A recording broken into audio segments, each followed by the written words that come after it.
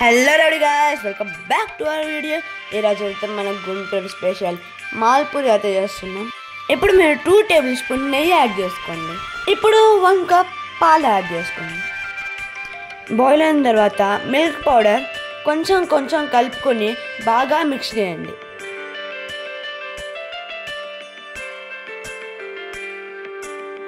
ఈ కన్సిస్టెన్సీ వచ్చేంత వరకు చేయండి. ఇప్పుడు మన టేస్టీ కోవా రెడీ. తర్వాత ఒక బౌల్ తీసుకొని అందులో 2 కప్స్ షుగర్ వేసుకోండి. తర్వాత దానికి కావాల్సినంత వాటర్ యాడ్ చేసుకొని ఈ పాకం మరీ తిక్కగా రాకుండా చూసుకోండి.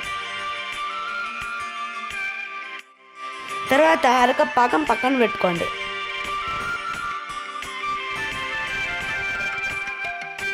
ఇప్పుడు 4 ఇలాచీలు వేసుకోండి. ఇలాచీ లేకపోతే ఇలాచీ పౌడర్ అయినా వేసుకోవచ్చు.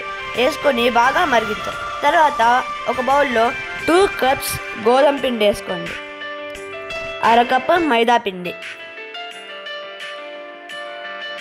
కొంచెం కొంచెం నీళ్ళు యాడ్ చేసుకుంటూ మన దోశ బ్యాటర్ ఎలా ఉంటుందో అలా కలుపుకోండి.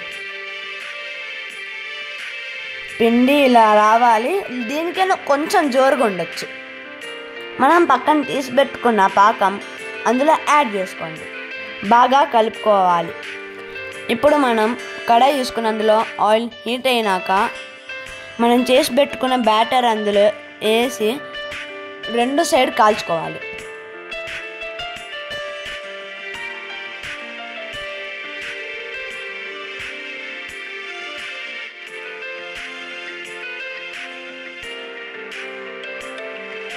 ఇప్పుడు మనం చేసి పెట్టుకున్న పాకంలో వేడి పూరీని 2 నిమిషాలు ఉంచాలి.